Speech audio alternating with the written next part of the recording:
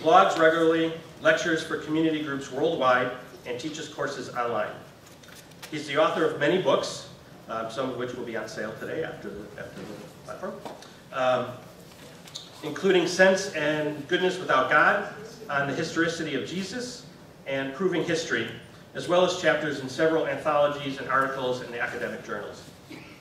Today, Dr. Carrier will demonstrate how any historical claim, and specifically the study of Christian origins, can be described by and reduced to the logic of Bayes' theorem. Conversely, he will show that any method that cannot be reduced to this logic is invalid and should be abandoned. Please welcome Dr. Richard.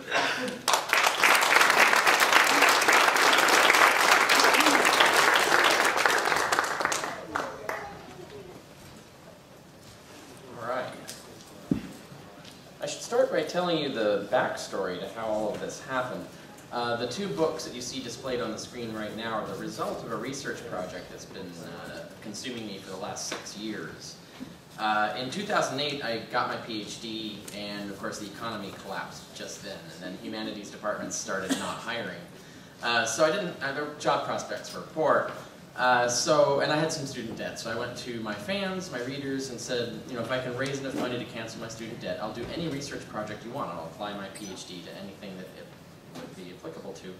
And unanimously, all the donors who came in for this said, the historicity of Jesus, we want you to apply your PhD and your knowledge now to finally doing a proper peer-reviewed scholarly treatment of this subject, because it's usually been treated by amateurs and outsiders. I raised $20,000 for this project, so you divide that by 6 years, it's not a lot of money, but I treated it like a research grant, took it seriously, and endeavored to produce the best books I could on this subject. The first book that came out, Proving History, in 2012, the way I organized it is the first thing is I described the problem, and I'll give you some examples of where the problem comes from, in Jesus studies in particular, where historians can't agree on what the proper methodologies are. But in chapter 2, for those of you who are interested in historical method, that's a chapter that will start being interesting to most of you, because that I covered what I call the basic axioms, the basic assumptions of rational empirical history. And you might find a lot of those useful in terms of when you're trying to debate or argue with someone about how you do history properly. What should your basic assumptions be? But then I have a chapter on explaining what Bayes' theorem is, and that's part of what I'm going to talk about today. And then I apply that to historical methods. I look at how historians generally, what sorts of methodologies do they use, what sorts of, how do they become convinced of a claim in history. And then I show that the way historians are already reasoning is already Bayesian. They're already using Bayes' theorem, so the question is, are they doing it well or poorly? Of course, they're not aware of it, the fact that they're doing this, but becoming aware of it is the first step towards doing it right. But then I apply it specifically to the Jesus studies issue and show that all of the attempts to try and extract historical information from the Gospels don't hold up.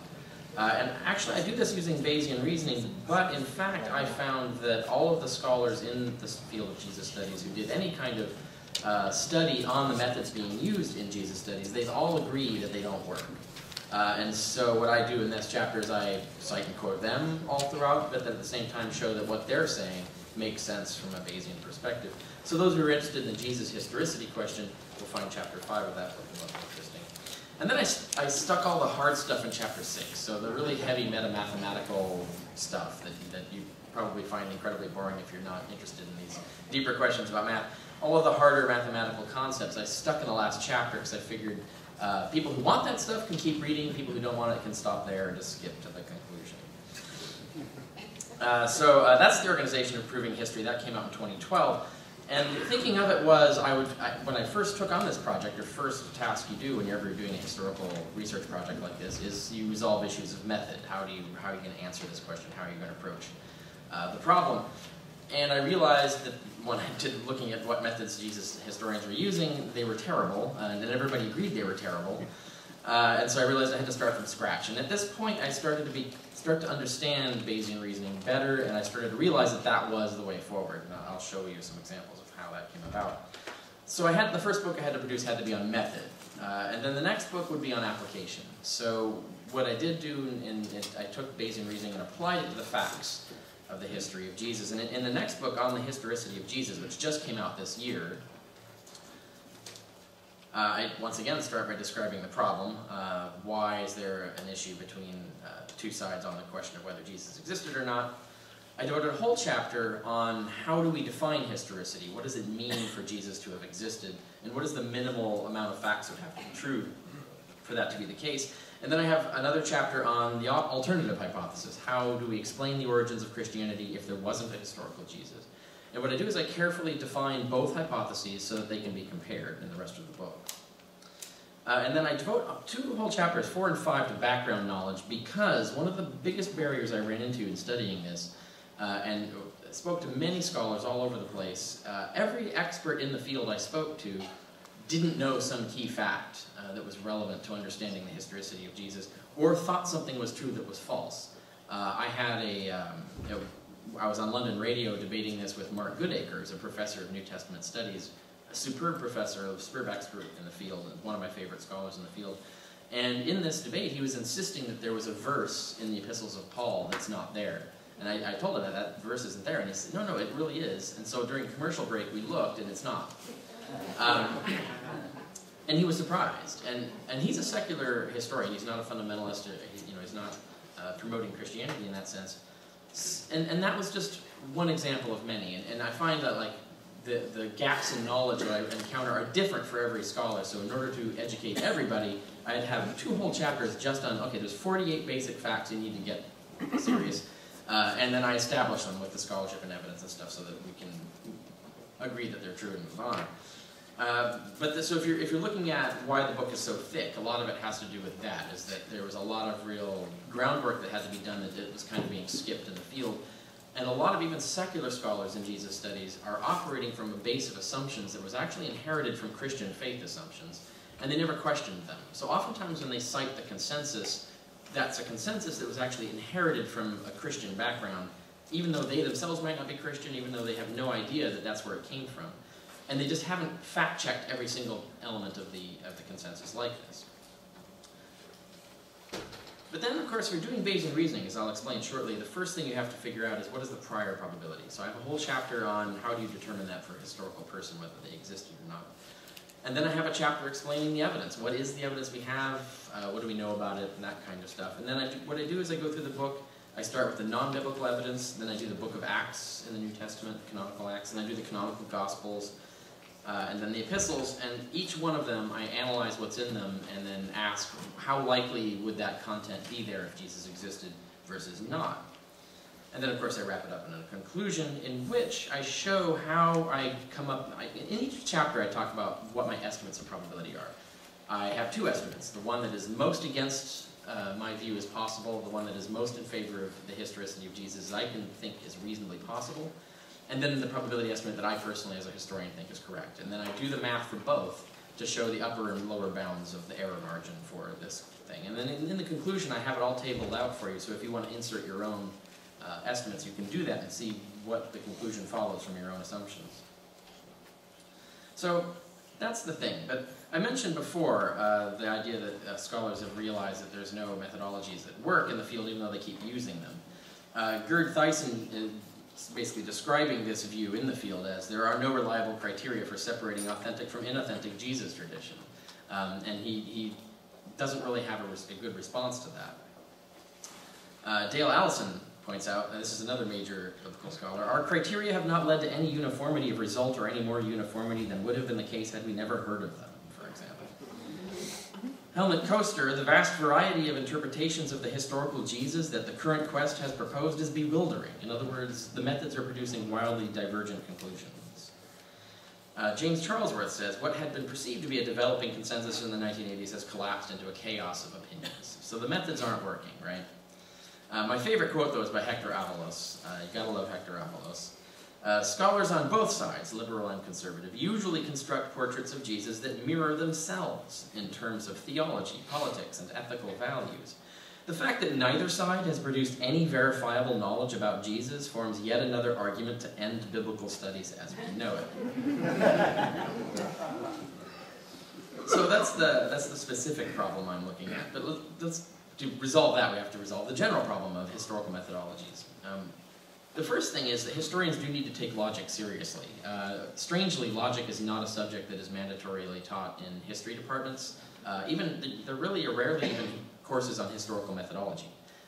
You're basically just expected to learn that as you get your PhD from your advisors and supervisors and stuff like that.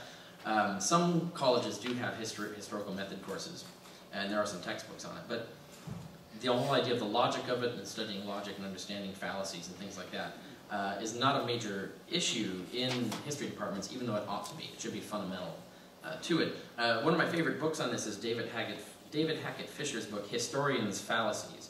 The whole idea of the book was that there was no logic of historical method and that we need to start working towards one. I think Baye's theorem actually answers the question of that. But one of the cool things about that book is it's humorous, but he has tons and tons of examples of historians making egregious mistakes logically in mainstream literature. And he shows that it's common because they often don't realize that they're committing logical fallacies. But fallacious arguments being common, are common, yet they destroy any claim to reliable conclusions. So you actually need to know how to identify fallacies and get rid of them from your argument. But you have to know what fallacies are to detect and avoid them, so you have to study logic. And the most fundamental fallacy is the formal fallacy, which is violating the basic logical form required to derive a conclusion from the premises you have. In other words, why are you even concluding that that conclusion follows from the things you've stated? Your average historian cannot give you a coherent explanation of that. It just feels right, is what they'll say. So what is the basic logical form of historical argument? All historical argument is probabilistic. All premises consist of statements of probability, overt or covert. Whether you think you're doing that or not, it's what it all consists of. Hypotheses in history assert what most likely happened in the past, and what is the most likely explanation why it happened. Those are the two kinds of hypotheses that historians propose and try to create historical knowledge out of.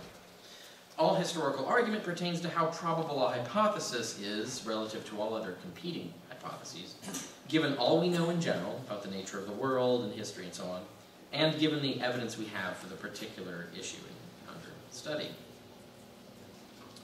That is key, that last part there. I'm going to deconstruct that a little bit more as we go along. Now, this is Bayes' theorem. This is the scary form.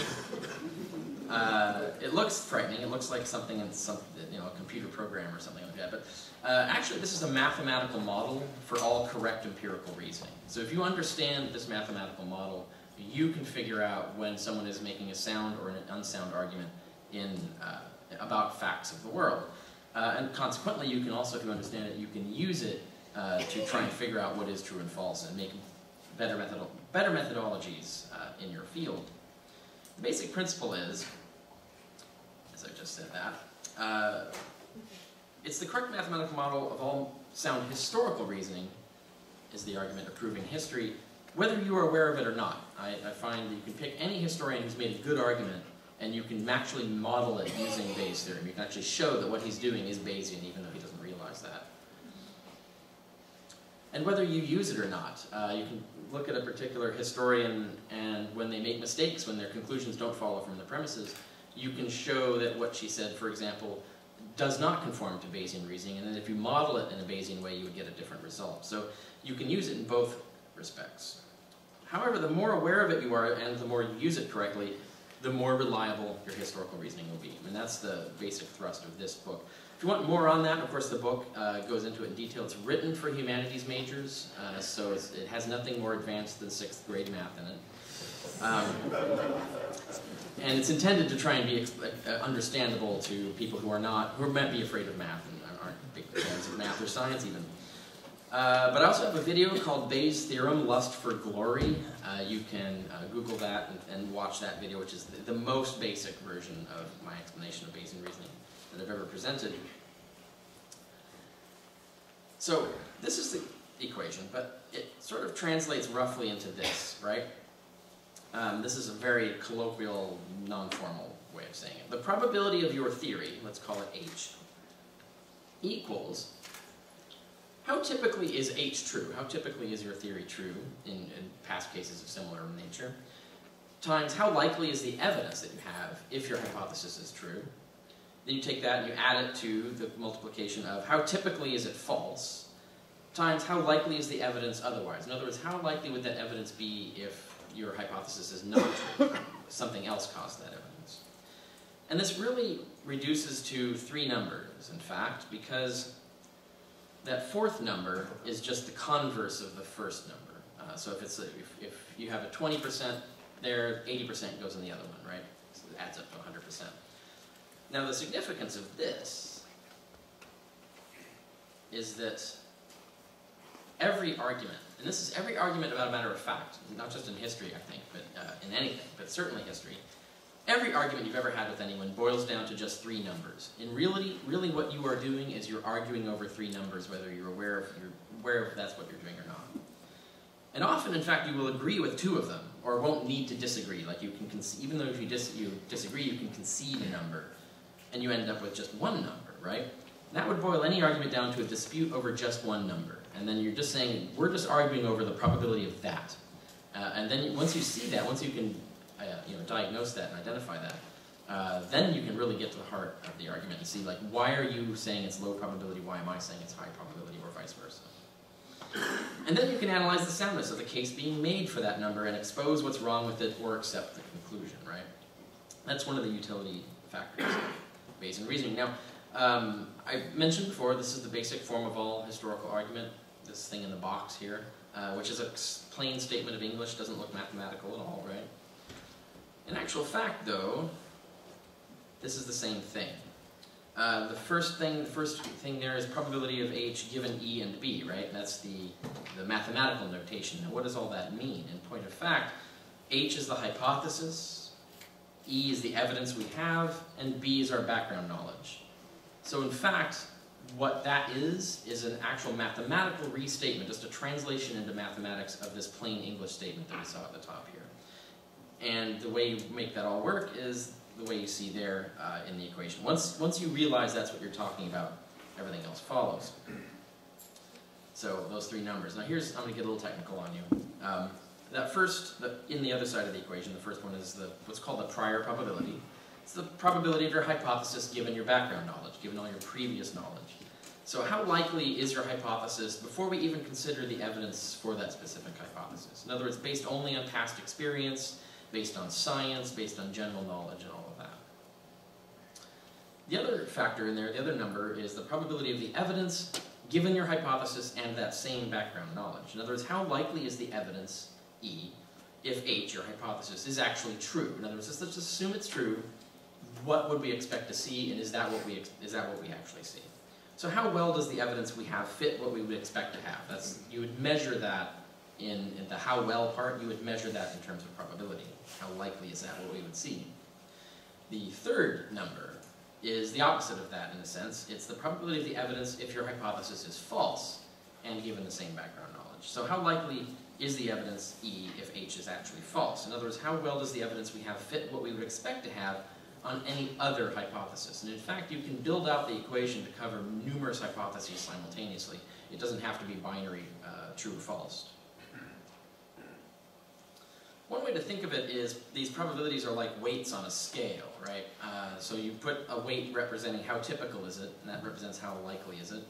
And then you would ask how likely is the evidence on your hypothesis, and you put that weight on the scale, and then you put similar weights on the other side of the scale, and it'll tip one way or another, right?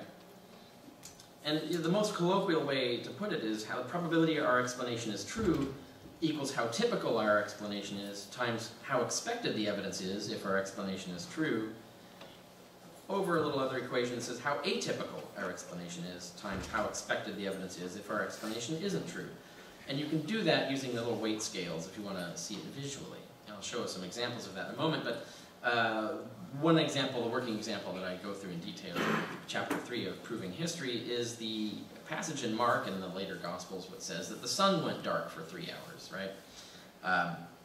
Now it went dark for 3 hours at a time when it's the full moon, when you can't actually have a solar eclipse.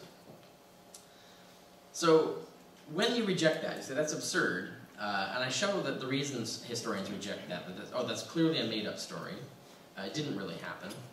When they argue it, they're using Bayesian reasoning, because this is what they already do. They're saying that the probability that the sun went out equals how typically does the sun actually go out. I mean, this doesn't happen very often. Conversely to how typically are such claims made up? Well, people make claims up like that all the time. So we know it's extremely common to make these stories up. It's extremely uncommon for them to be true. And that gives us our prior probability. That's our first number. And usually you can, hardly anyone's really honestly going to dispute you on that. So that leaves the other two numbers. How likely is the evidence we have if that happened against how likely is the evidence we have if this one was made up, this story was made up and it didn't happen? And of course the obvious things when you look at the evidence is that had it happened, it would have been reported by every astronomer and historian of the era. I mean, it would have been widely attested. It would have been attested inside and outside the Roman Empire, because there were people watching the sky and recording astronomical events everywhere, including Babylon and so on. But no one noticed it, except one dude,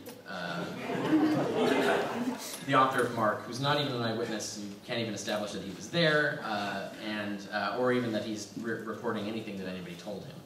And then all the other versions of the claim are just repeats of his version of the claim. So that's exactly what we would expect if the claim was made up. It's not at all what we'd expect if the claim was true, and that gives us a huge disparity in those two probabilities. And that gives us the other two numbers. And that's, when you do the math on those three numbers, what you end up with is almost certainly this did not happen. The probability is extremely low. And you can do that with anything in history, any other historical claim. That's just an obvious one. It's good to start with an obvious one, because then when you get to the more complicated, more difficult, ambiguous ones.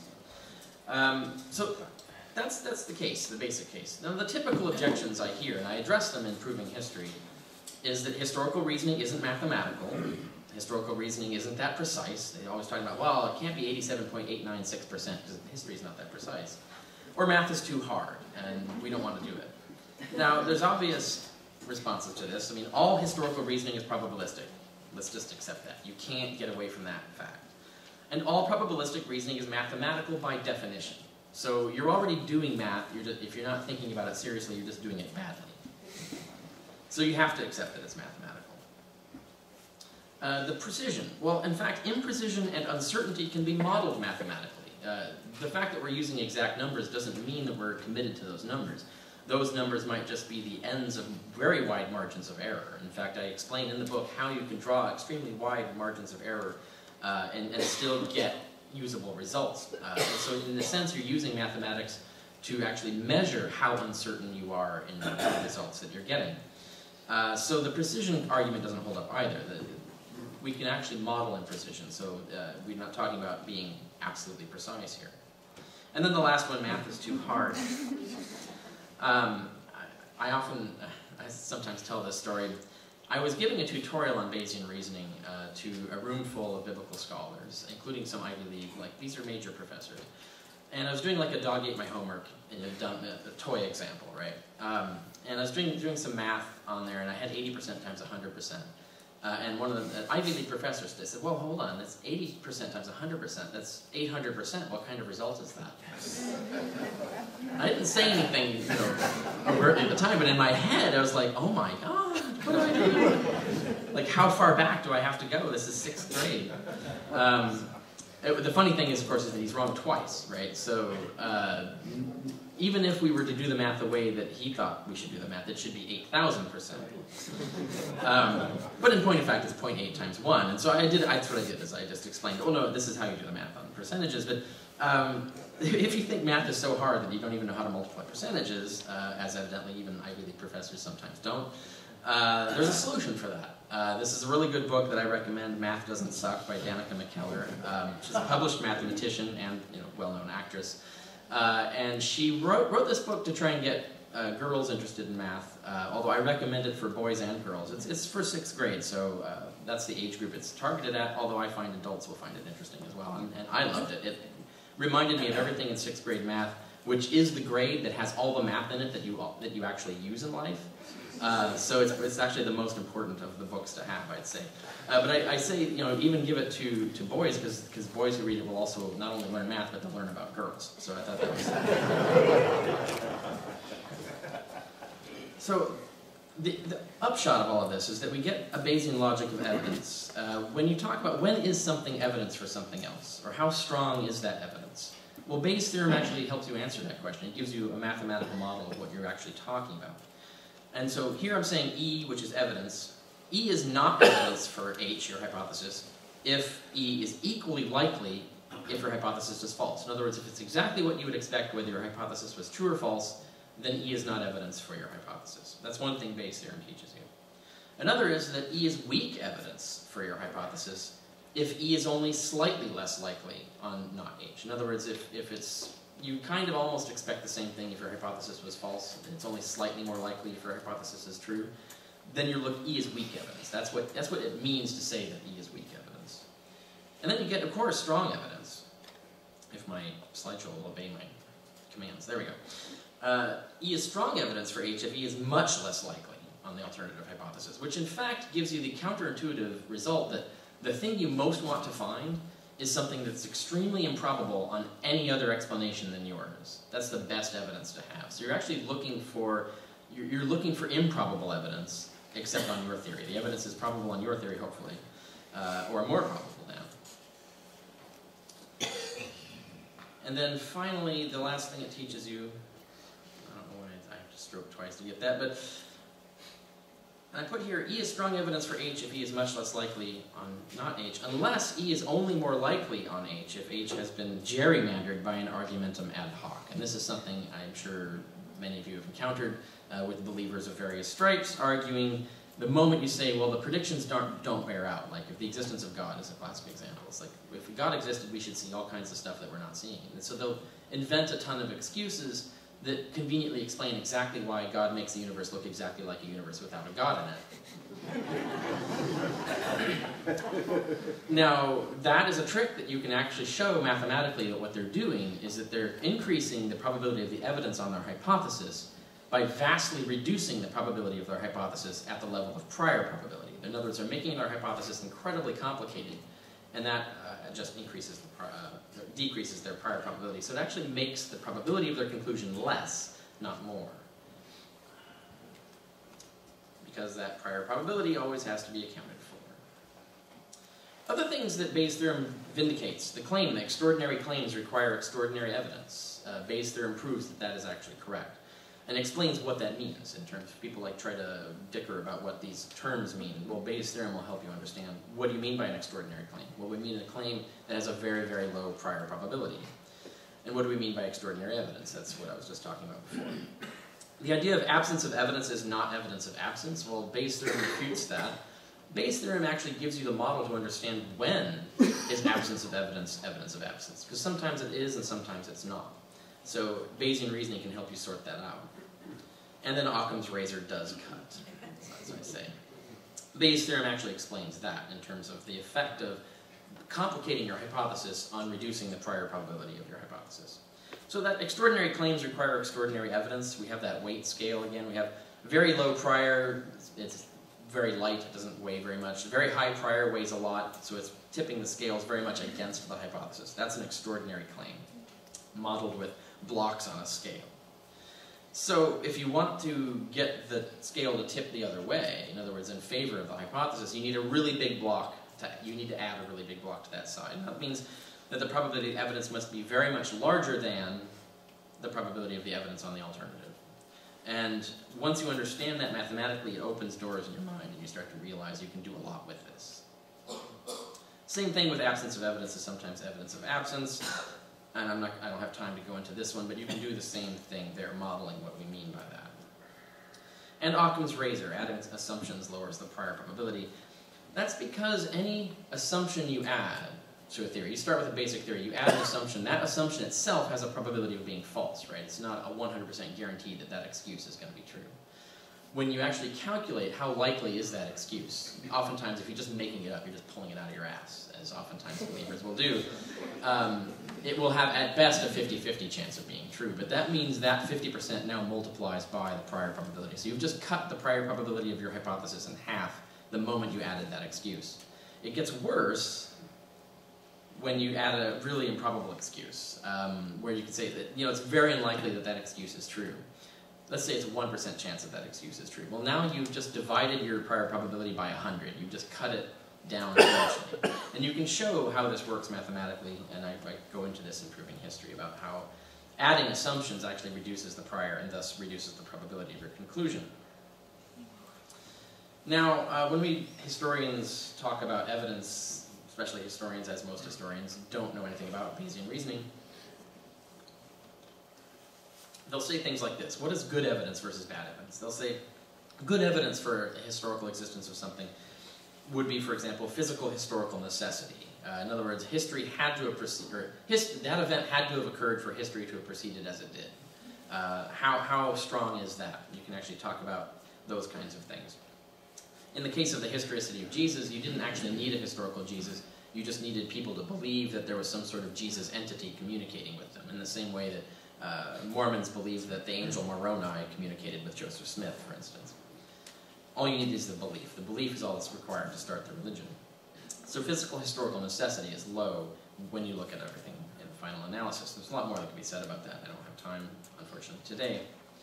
Physical evidence. You'd love to have physical evidence. Actual artifacts, inscriptions commissioned during the life of the subject, coins. That's what we have for emperors and kings and stuff. Physical evidence would be lovely. The basic idea, again, is that that evidence would be very unlikely to exist unless the subject existed. If there's an inscription commissioned by Pontius Pilate, basically saying Pontius Pilate erected this monument, and we can date it to his time and so on, it's very unlikely that that would exist unless Pontius Pilate existed. So that's the kind of thing we're talking about in terms of why physical evidence why physical evidence is important, why any of these things are important. The next best thing is to have unbiased or counter-biased sources. We have none of this for Jesus, by the way. We have no eyewitnesses, even who are favorable. There are no eyewitness documents at all. But we also don't have any third-party observations, no enemies of Jesus writing about him, no casual Tocquevilles wandering in town seeing Jesus. Interestingly, for the perspective of people who want to argue against people who think Jesus was actually God, we actually have an example of this happening. Lucian of Samosata, who was basically the Mark Twain of his era, in 160 AD stumbled into a town that at the moment that a cult was being originated there, and gives us a first-hand, third-person account of the origin of that cult, and also he did a James Randi on the cult leader and exposed some of his tricks. But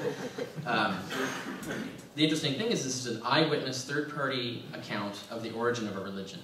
If Jesus was God, that would be like the best piece of evidence that God could arrange to have happened, but it slipped his mind, apparently. Credible critical accounts, in other words, scholars we know who actually weigh and examine different sources of evidence and report to us what they've found. We don't have any of that for Christianity or for the origins of Christianity. Eyewitness accounts, we love those. We have Julius Caesar's personal eyewitness account of why he crossed the Rubicon, for example, because he actually wrote a whole book on it. And that survives for today. It didn't occur to Jesus to write a book, nor did it occur to any of the apostles or anyone who knew him.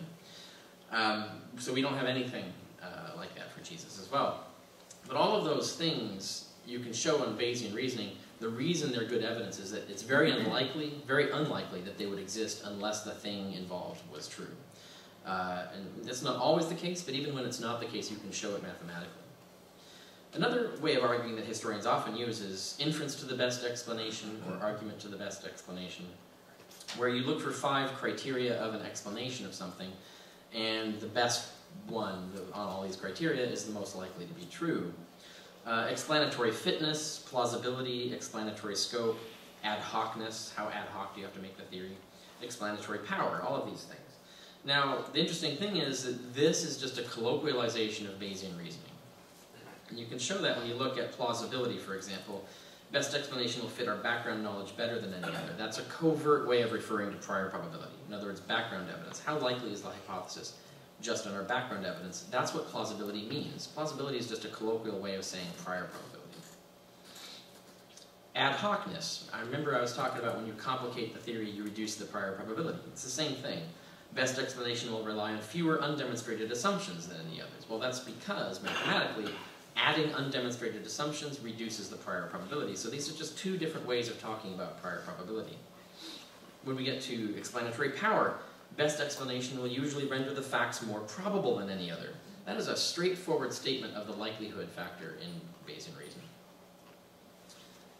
And then the explanatory scope, best explanation will explain more facts than any other. And you can show mathematically that that's the same kind of thing. It's just another way of saying the same thing in a different context.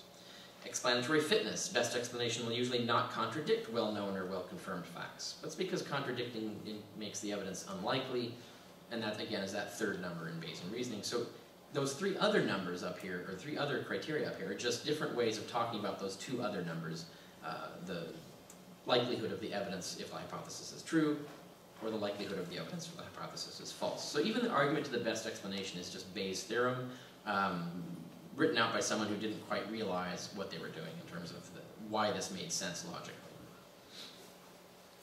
Now, when we get to the study of Jesus, things get really wild. And this is a list of historicity criteria. It's not even complete. I'm not going to go through them all, don't worry. I go through about 18 of them in the book, Proving History. I think I list more than that, but I go through them one by one and cite the literature that the scholars have commented on pro and con each criterion, but they all malfunction. And they malfunction not necessarily because they're intrinsically faulty, although some of them are. They would never work in any historical field. Some of them malfunction because they can't be applied to Christian history because we don't have the kind of evidence that we would need to apply them to. And that's part of the problem with the whole area. One of the most common you'll hear, though, is the criterion of embarrassment, right? Christians would not record something embarrassing to them unless it were true, right? Therefore, if it's embarrassing, it must be true, and then, well, settled, right? Well, no, not really. For example, things that made their mission harder or that helped their critics. They would sooner hide it or change it. Now, this is a Bayesian statement, right? They're saying that that evidence would be improbable unless the claim were true. So they're actually talking about one of those three numbers. Now, that's the idea, right? Now, there's a problem with this. There are a lot of problems with this, incidentally. It actually matches up in the legal sphere with statement against interest. There's a whole literature in the law journals about statement against interest and when it's applicable, when it's not, when it's reliable, when it's not. Interestingly, the historians who talk about the criterion of embarrassment never read any of the legal literature on statement against interest and why lawyers really don't trust it. Because if they did, they'd realize they probably shouldn't trust it themselves. There are a variety of reasons why, in biblical studies or in New Testament studies in particular. One is that embarrassing material would probably have been suppressed in later stages. In other words, when Mark, for example, is writing his book down, he's already writing after the gospel has been preached across 3 continents for 40 years at least. If there was embarrassing stuff in that, it would have been erased from the record before it even got to him. So you have to explain why is it still there, why are Christians still claiming it? And when historians try to come up with these explanations, they don't make sense. There's actually probably better reason why something would be preserved so faithfully in the tradition. It's because it meant something to them. There was a reason why they needed that story to be true. Whether it was embarrassing or not would be irrelevant to them. Also, the way I put this, we don't have a preposterous omniscience. There are a variety of scholars who've made something like this argument. Morna Hooker is one of them. She's pointed out that major biblical scholar, she said, we don't actually know enough about the first 40 years of the Christian evangelization to actually know what was embarrassing to them. What we find, for example, we'll find something in Mark that Mark shows no embarrassment at, but then a later author like Luke will come along and show some sort of embarrassment at something that Mark said. But that only proves that later Christians were embarrassed by it. It doesn't show that the original Christians were embarrassed by it. And then another is any reason to include it is a reason to invent it. A classic example that I use is the castration of Attis. There was a cult going around that was competing with Christianity at the time. It was very popular. It had the official endorsements from the Roman Empire called the worship of Attis. And the priests of Attis would castrate themselves in honor of the god because their god that they worshipped castrated himself, historically. Obviously there was no Attis, right? This never occurred. Now, one of the things is that castration was at the time one of the most humiliating and debasing things that you could imagine doing. It was probably the most embarrassing thing you could claim about your God is that he cut his own balls off, right? And yet, we had these fanatics going around insisting that that was the case. That was a fundamental part of their gospel, to the point that they were even castrating themselves in honor of it. But there was no Attis. We can't argue that this is so embarrassing that there had to have been an actual god Attis who actually castrated himself. It doesn't make any sense. No, there are particular different variety of reasons why religions come up with embarrassing claims and stick to them. And it doesn't mean that they're historically true. One of the most famously studied examples is Jesus' cry on the cross. In Mark, for example, he says, God, why have you forsaken me?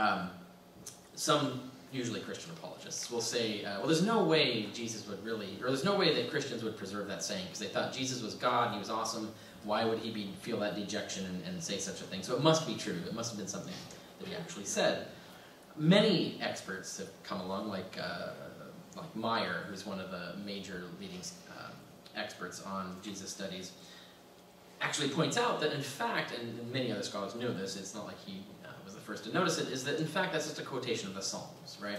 And in fact, the entire crucifixion narrative is borrowing elements from that psalm. In fact, the psalm appears to be the basis for the crucifixion narrative. And in fact, more than that, as Meyer shows, and I document this and I have the citations and scholarship and everything in my book, Proving History, as he points out, is that this whole idea of the abandoned righteous hero who is later vindicated was a common heroic trope in Jewish mythology at the time. So that in fact, Mark had a particular reason to invent this in order to portray a particularly accepted and understood martyr trope. So that, and because it's a quotation of the Psalms, and the Psalms are obviously a structural basis for the whole story, it's clearly not an eyewitness account, it's clearly not something that actually happened. So the idea of it being embarrassing doesn't get you to the truth of it. So you can't get history out of that. And then Mark Goodacre, again, pointed out a pretty funny remark when he said, because there's two criteria. There's criterion of embarrassment. They wouldn't write it down unless it was true. And then there's the criterion of multiple attestation. If it's being written about everywhere, it must be true. And that doesn't hold up either. But as he points out, if everybody's saying it, if it's multiple attestation, everybody loves including it in their story, doesn't that kind of argue against it being embarrassing, right? So when you have these criteria like that, they actually contradict each other and you end up with logically contradictory results. And even Jesus scholars, even biblical historians are pointing this out. It's not just me. Now, one of the most famous examples that you'll hear is John's baptism of Jesus. Why would Jesus, or why would authors who are trying to tell stories about Jesus admit that Jesus submitted himself to John as his superior for a baptism that cleanses him of sin, which would be admitting that Jesus was sinner and therefore had to have baptism to be sinless? But in fact, Mark's whole story is the idea that Jesus' flesh was sinless after baptism and that he was superior after his resurrection. When we actually look at the story, John does not say Jesus is subordinating himself to John. To the contrary, Mark goes out of his way to have John declare Jesus his superior and successor. Now that's not a statement against interest. That's exactly the kind of thing that Mark would invent. And also, in fact, the entire story has Christ serving as a model for Christians, because the entire story is a story about what baptism means. So this is very commonly how mythology gets constructed, is you have a ritual like baptism, or Passover, or the Eucharist in the Christian tradition. And then you have to come up with a story that explains what is that ritual, what does it mean, and where did it come from. So you see this in mythologies for all religions throughout the world. What we're looking at here is exactly the same thing. It's called an etiological myth, a myth that explains the origin of something, but it's not historically true. The whole idea of submitting yourself to baptism, being cleansed of sin, and thus being immediately adopted by God as your son, as God's son, is exactly what baptism meant to Christians. And as we have in the letters of Paul, all baptized Christians are the adopted sons of God. So that in fact, this is just an etiological myth for what baptism means. It's just an allegory for it. So Mark is not trying to actually say something historical about what Jesus did. He's actually just trying to model an idea in their religion.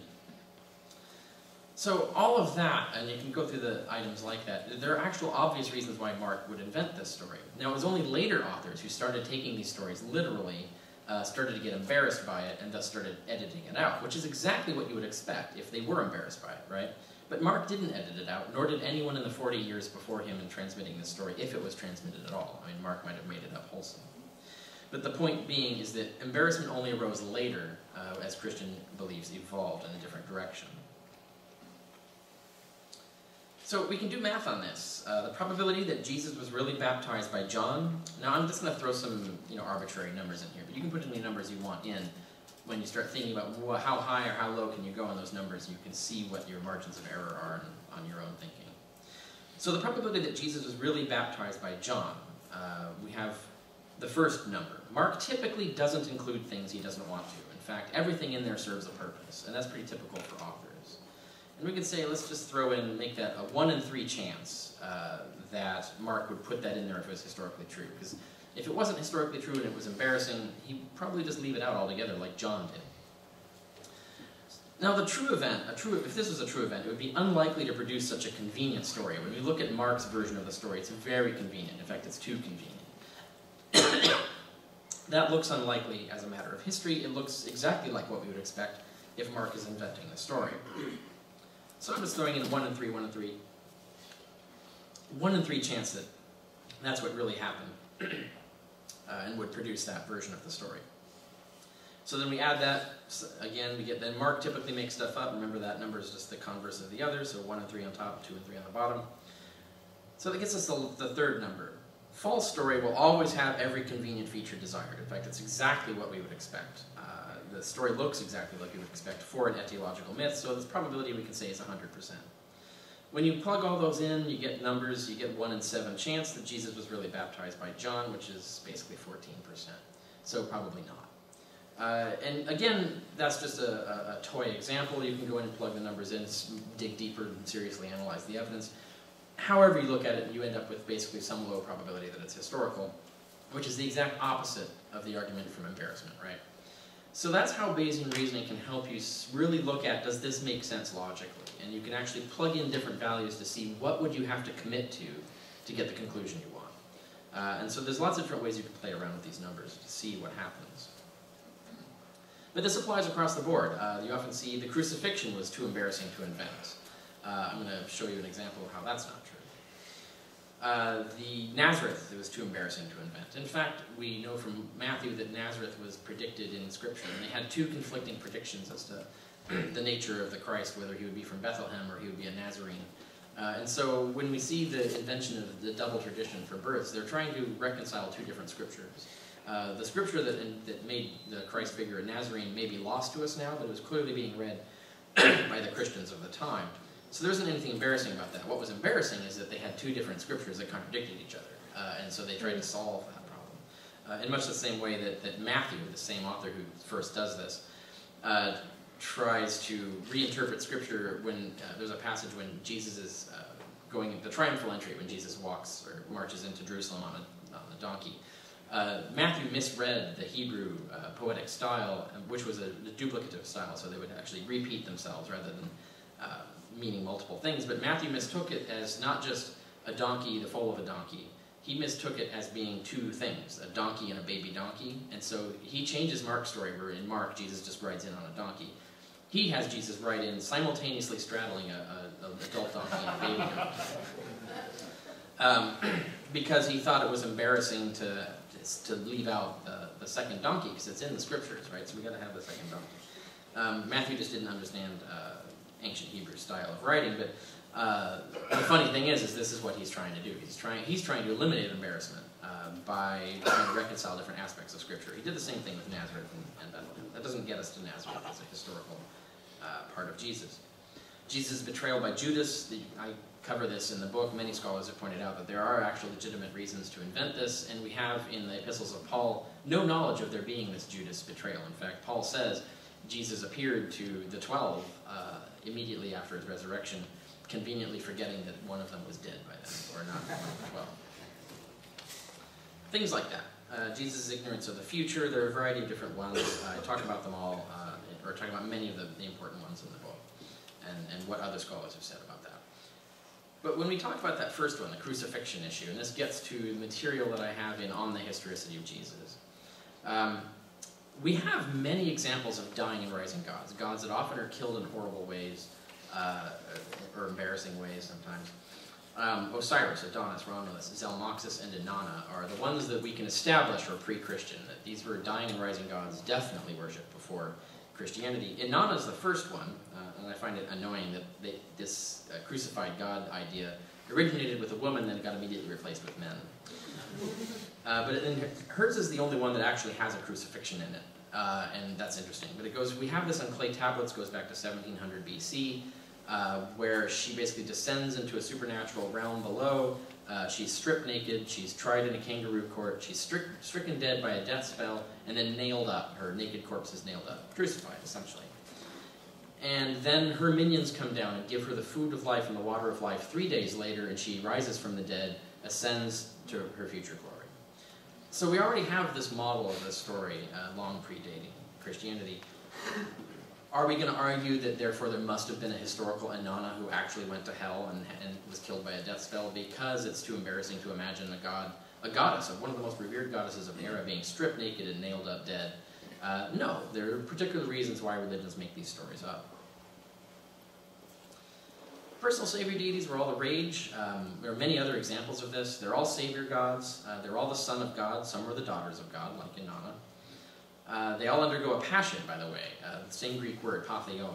Every single one of these gods, even the ones that aren't dying and rising gods, they still undergo some sort of suffering or struggle that gives them victory over death, and it's often referred to as a passion. So we have the passion of Mithras, we have the passion of Romulus, and so on. They all obtain victory over death, which they share with their followers, often through baptism. Baptism is common throughout many of these cults. They all have stories said about them in human history on Earth, yet none of them ever actually existed. So in actual fact, when you put Jesus in this set of prior savior deities, he fits perfectly, and yet if he's historical, he's the lone exception. So in fact, that makes claiming that he's the lone exception an extraordinary claim. You have to actually need good evidence to overcome the trend of what looks like the case, is that typically the case that these guys aren't historical persons, but get historical stories written about them and are believed to be historical persons. So how do we know Jesus is any different from that?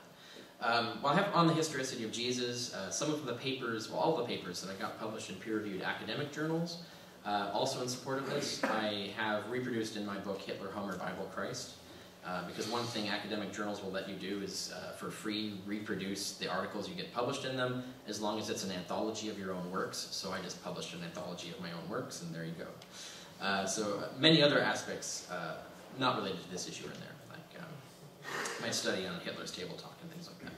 Now, how much time do I have left? We want to do Q&A though, right? So, yeah, so the basic summary of the idea in there is that the epistles only speak of a pre-existent celestial being in the revealed Gospels. The Gospels are wildly fictional. No other evidence for the first 80 years of Christianity's development survives. Josephus is the one you hear cited, but almost certainly none of those passages were there. And even if they were, he would just be repeating what Christians said. Same with Tacitus. Abundant evidence forged in its place. So when you look at all of the evidence like that, you can do the same mathematical analysis. I'll just throw some numbers in here and quickly go through it. You can do something like this, of how unlikely that sequence of evidence would be, and then insert the prior probability based on the other gods, and I'm being extremely generous with the numbers I've just inserted here. And I end up with a 1 in 3 chance that Jesus existed, even with these absurdly generous estimates of the evidence. And then if you go even further, you can get, if you think the evidence is even more unlikely if Jesus existed, you can get different results. So if you want to see more on all of that, that's in my book on the historicity of Jesus. On the methodology, however, if you want to learn more about that, that's Proving History. So, thank you.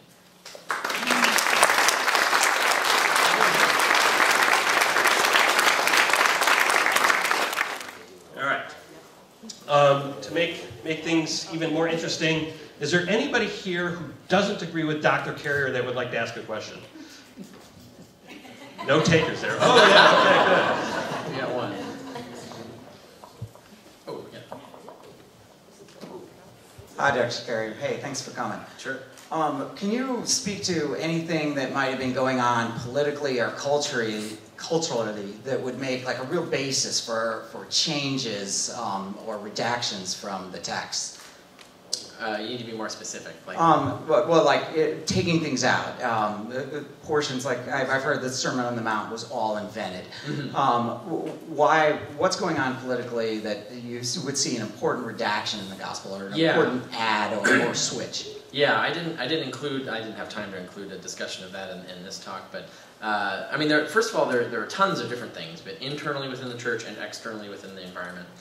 Plus, there are things we don't know about, right? So we don't know all of the things that were going on. All we do is see that something was going on.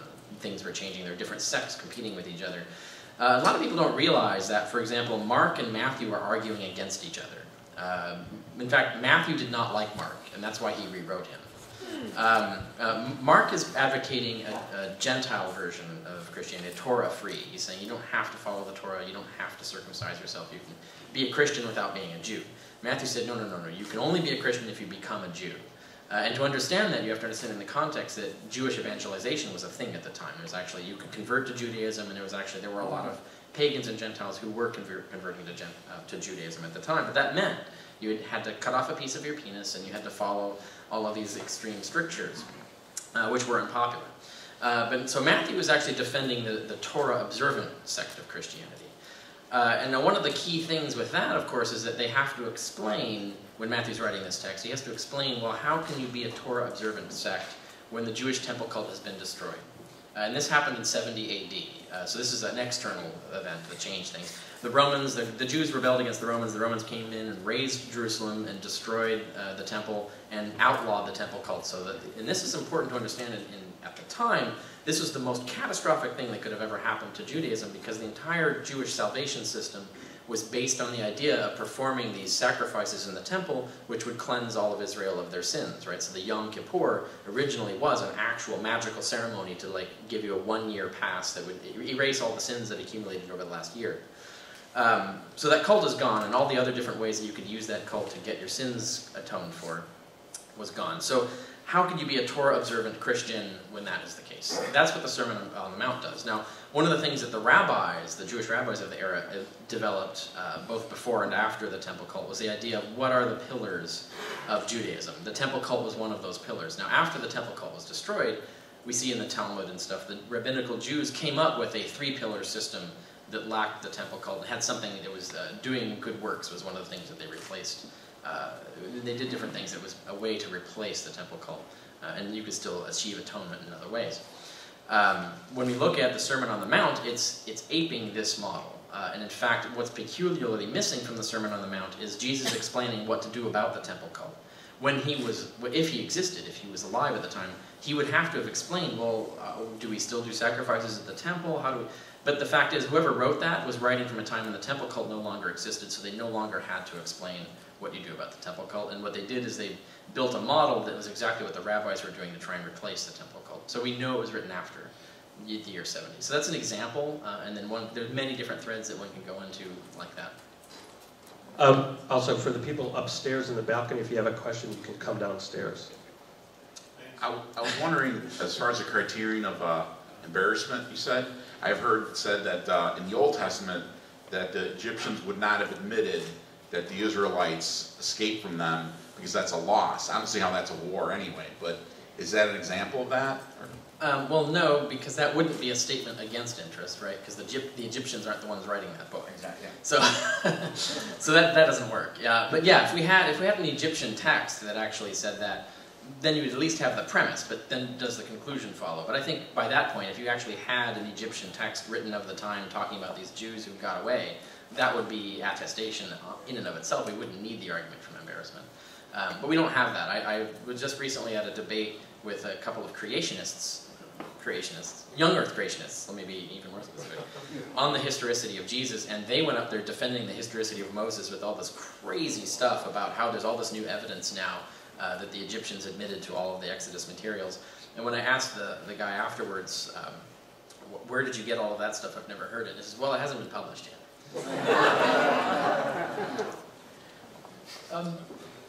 What is the relationship, or why is the numbering of years related to Jesus? What do you mean? Explain. Like, Jesus is theoretically year 0, and then 10 AD, and what? Yeah. What's the deal? Where did that come from? Especially since it's wrong. My book, Hitler, Homer, Bible, Christ, I have a short chapter in which I rant briefly on why I hate the idea of trying to replace AD, BC with the alternative, which is CE, BCE. CE means common era, BCE means before the common era. It's kind of pointless because you're still putting the 1 year, the first year, but for the same Christian reasons. So you're not really hiding anything. You're just making it more complicated and harder to read. No, in actual fact, I mean, it originally started with the idea This idea of dating by a particular origin of a particular leader, like for example, the system of dating by the birth of, or I can't remember, by Actium, I think it was, by one of the events in the life of Emperor Augustus. There were certain towns started doing this AD BC thing, but on Augustus rather than Jesus. So this idea of creating a new dating system based on some great event of some great leader was a fashionable thing. So when the Christians came into power, when they wanted to start dating things, they started talking in terms of how many years before Jesus, how many years after Jesus. And that's where they came up with the idea. But when they did it, they incorrectly dated the birth of Jesus to 1 AD, when in fact we know from Matthew dates it to about 6 BC and Luke dates it to about 6 AD. And there's no way to get them to agree with each other. I have the entire analysis of that also in Hitler, Homer, Bible, Christ. So 10 years either side, or 10 years period, but 1 AD is nowhere near when Jesus was born. But once they'd already created the system, they couldn't go back on that. And of course, they, as Christian fundamentalists, typically biblical believers, they were sure they were right. And it was only in the 20th century or late 19th century that we started to realize they were wrong, and that the entire dating system was based on a mistake. Which personally I think is way funnier and more embarrassing, and therefore that's why we should stick with AD BC, because it'll be a constant reminder that they get things wrong. Did that answer your question? Yeah. Yeah. Hi, I'm in the back here. Yes. Thanks. I'm trying to, one of your points earlier about evidence, the importance of the kinds of evidence, one of them was, your point was that if everyone believes it, it doesn't even actually matter if it was true. Like, that these things be mystical things that take on a meaning of their own because of the assertion of it, and people believe the assertion and therefore it becomes true. Oh yeah, sure. At some point, why do I, as a humanist, how does it help me understand the world or affect my advocacy for a secular society to know Jesus didn't exist historically, given that he exists mythically, whether or not he existed historically? Yeah, I don't think it's helpful for that purpose at all. Yeah, I mean, that was one of the reasons why in this talk I focus most on the methods, because those are broadly applicable, and this is just an example of application. Plus, it's also a popular thing to talk about. But tomorrow, yes, at DePaul, I'm going to talk more about specifically the reasons why I think Jesus didn't exist. Now that to me, I mean, first of all, I did this study because I was paid to, right? So I told that story at the beginning. But also as a historian, I find it a terribly interesting question as to when you look at the way the field has even been infected by Christian ideas, even secular scholars are advocating basically Christian faith assumptions without knowing it, and are trying very hard to try and cling on to this model of the origins of Christianity that fits what Christians think happened.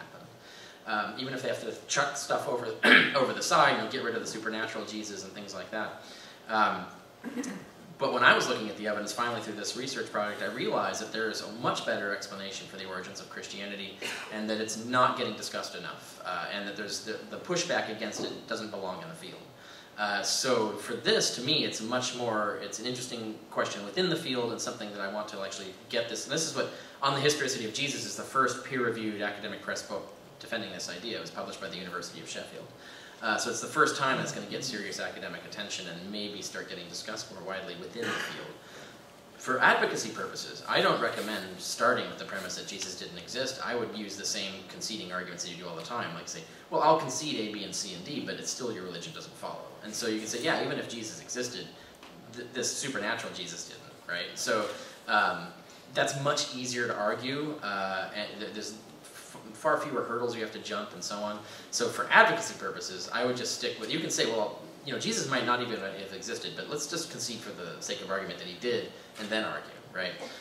So yeah, I don't see the idea of going around hitting Christians over the head. Jesus didn't even exist, your religion is false. That's not useful. It might be true, but it's not useful, because it's much harder to get someone to move. It's you're putting the Overton window in the wrong place there. It's like you're making your job harder. So. Hi, quick question. So I'm wondering if there's a systematic way to enumerate what P of E given not H is, because not H is a really big universe of possibilities. Yeah. And so I'm curious what your methodology is for figuring out what the universe of not H's are, and then figuring out the probability of the evidence based on that. Yeah, absolutely. Yeah, I talk about that in the book. I have 2 chapters specifically on navigating the binary between the two. And one of the key things I do is I strip the hypotheses down to their bare minimum, so that in fact they occupy the largest amount of probability space that they can. And then what you deal with is, well, what's left and how much of the probability space does it occupy?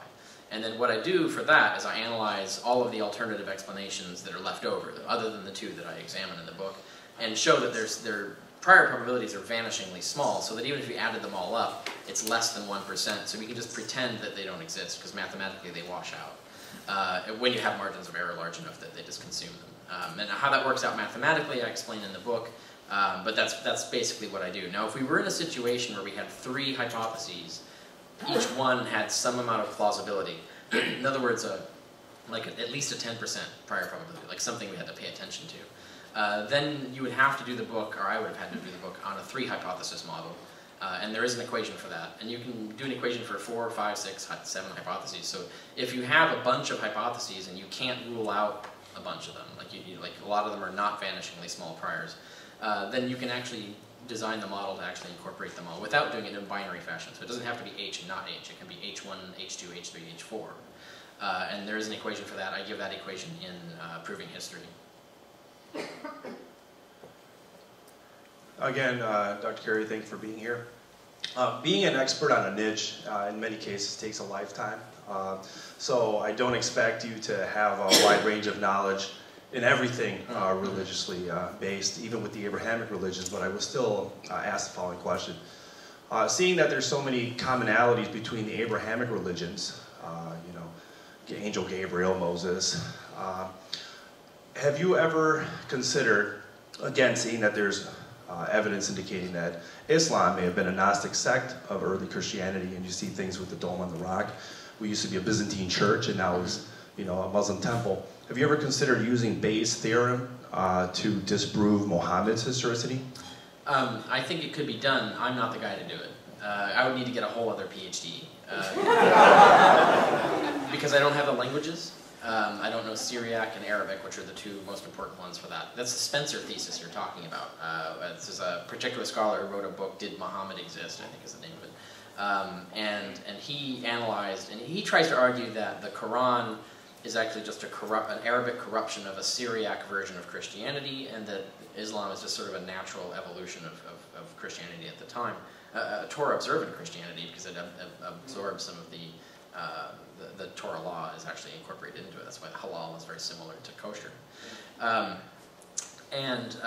Now there have been critics of that. You can Google online, you can Google Spencer's book, and then try to find critics of it. And there have been various people who've criticized.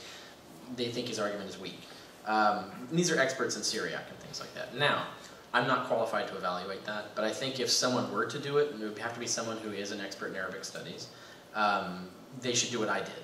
And use that as a model, and then you could use Bayes' theorem to do it. I'm just not the guy that can comment on that. Hi, thank you for speaking today. I really appreciate it. I was wondering what your thoughts on the importance of people believing that there was a Jesus, even if they don't actually follow Christianity or are not religious. People seem to get really upset when you say that there's no Jesus, even though it has nothing to do with their beliefs or anything. Why do you think they care? There's different reasons for different people. There's just one that I can comment on because I run into it a lot, is that there are a lot of atheists, for example, who think it discredits atheism or embarrasses atheism to be advocating this fringe theory, right? Now often that's true in the sense that there are atheists who advocate this conclusion that Jesus didn't exist, who are relying on really bad facts that are very easily strawmanned and refuted. Because there's a lot of bad scholarship on this. There's like Jesus myth stuff online. Like you can find tons of stuff. A lot of it you just can't trust because a lot of the data is not entirely accurate. Their portrayal of the facts is not entirely accurate. Their logic is not always sound. So there is a lot of bad argumentation out there. And it would be kind of similar to if there were atheists who were promoting homeopathy, or there were atheists promoting various things that people would find embarrassing, and you'd say, as an atheist movement, you're embarrassing us if you promote that. And even if homeopathy were true, they might say that, because if they don't know the facts of the case and so on. That's what I think is happening here, is that there's a lot of absurd arguing for the non-existence of Jesus. And that's all that most atheists see, and therefore they assume it's all that. And so they think that promoting the idea that Jesus didn't exist is embarrassing for the movement and for our cause of trying to persuade religious people. The other pushback that I get, which is actually I agree with, which is the idea of trying to hit Christians over the head with Jesus didn't exist, therefore your religion is false, and that's why I just commented on that earlier, why that's not a good model. Those atheists could be embarrassing to the movement, because the way that's an illogical way to argue and not a very practical way to argue, because there's so much more work that needs to be done in terms of developing a consensus on this. So unlike, for example, you can go around hitting them on the head and say Moses didn't exist, because that's the mainstream view now in Old Testament studies. But even that, you normally would find is not a very effective. You would just say, well, even if Moses existed, none of that stuff in Exodus happened, right? So there are more practical ways to argue, and I can see people getting angry over that. I think people get a little too angry over this, but like you said, I think the pushback is too hard, but those are the kinds of motives that are causing that. Yeah. Hello there, I have yes. a microphone, sorry. I have a Bayes' theorem question, scary as math is to me. As you went through it, and you were, and I realize your time is limited, you'd say, I'm taking this as a third, I'm taking this as a quarter. In doing the work that you do more formally, is there a methodology for deciding what am I going to plug in a third? Am I going to plug in a quarter that is as formal as Bayes' theorem itself? Or do you just look at what you look at and use a force, so to speak, and say, this looks like a third to me, this looks like a quarter to me? Something in between those two. Because what you're doing is you're trying to model your uncertainty, right? And so you can do, and I talk about this in Proving History. That's the place where you want that book if you want to figure out or see all I've said on this subject. You want to create your margins of error as wide as possible, so that you know that if you've got the probability wrong, if your estimate is wrong, it's wrong in the other direction, right? So that's the way you want to do it. And so when you're doing this, you're trying to play devil's advocate to yourself. It's like, how high could this probability be? Like, how high could I reasonably accept?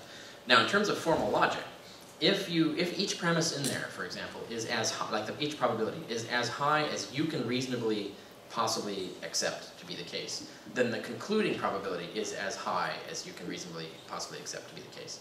And so that is generally the objective, right? And then of course people can dispute that with you, but then that's all disputes over evidence and probability. It always ends that way. But that's the way to do it. And in terms of formal logic, it works. And then if you understand the method, you can make it work. Yep. Thank you. Unfortunately, we are out of time. Sorry.